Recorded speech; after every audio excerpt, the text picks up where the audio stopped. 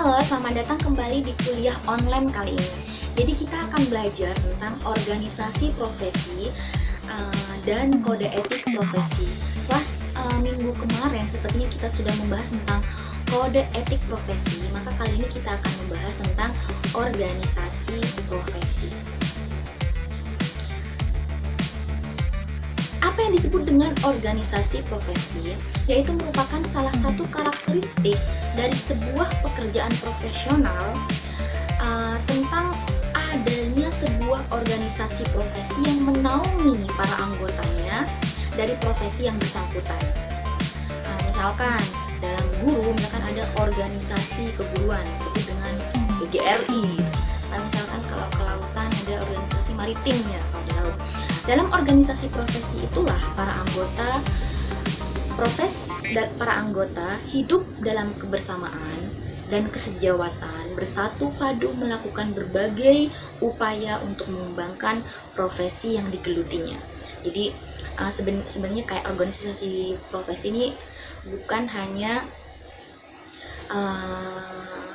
orang yang sudah berprofesi, banyak yang organisasi lainnya, misalkan kayak kalau di mahasiswa itu ada yang organisasi PMII, HMI segala macam. Nah, saat kemudian menekuni sebuah profesi, ada yang namanya organisasi profesi ini. Misalkan kalau guru dia namanya PGRI, atau kalau misalkan ABRI apa gitu kan, masing-masing punya nama-nama sendiri.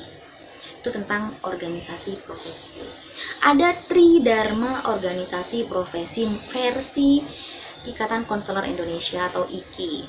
Nah, itu dia. Yang pertama itu adalah ikut serta mengembangkan ilmu dan teknologi profesi. Jadi sebagai anggota pasti kita harus dong ikut serta dalam mengembangkan teknologi yang ada. Kalau misalkan kalau di penulisan ada Ikatan Penulis Indonesia gitu, atau misalkan kalau di Ikatan Penulis Ikatan Guru Indonesia atau Ikatan Akuntan Indonesia. Jadi ada organisasi tertentu yang mewadahi semua profesi, semua profesi dalam satu wadah. Jadi satu profesi ada organisasinya. Dan setiap anggota ini wajib untuk mengembangkan ilmu dan teknologi profesi tersebut. Misalkan kalau berprofesi sebagai akuntan, dia wajib mengembangkan ilmu-ilmu baru yang di-share kepada sesama anggota. Meningkatkan mutu pelayanan kepada sasaran layanan. Jadi tujuannya itu adalah apa gunanya gitu ya, untuk meningkatkan mutu pelayanan. Jadi setiap profesi kan tentu ingin meningkatkan layanan dari profesi yang dia tekuni. Nah, inilah gunanya dari adanya organisasi profesi.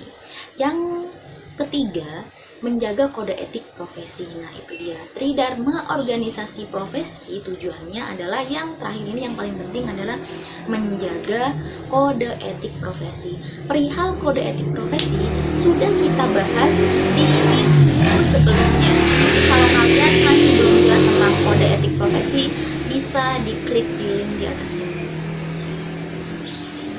Selanjutnya tentang kode etik profesi.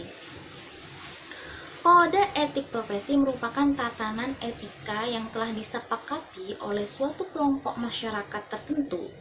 Jadi kode etik ini umumnya termasuk dalam norma sosial. Kadang-kadang karena berupa norma sosial, dia itu tidak tertulis, jadi berjalan sesuai dengan norma sosial yang ada. Apabila kode etik ini memiliki pelanggar atau sanksi yang berat, maka biasanya sampai ke ranah hukum.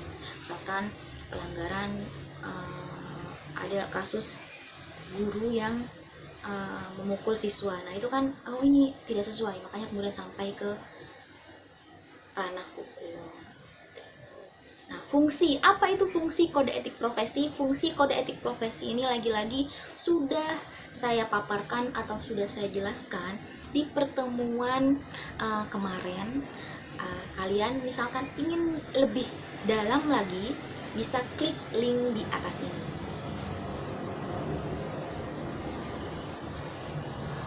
Oke, terima kasih sudah mengikuti kelas online kali ini. Semoga tetap sehat dan tetap bersemangat, dan jangan lupa untuk di rumah aja serta menjaga kesehatan. Sampai ketemu di pertemuan selanjutnya.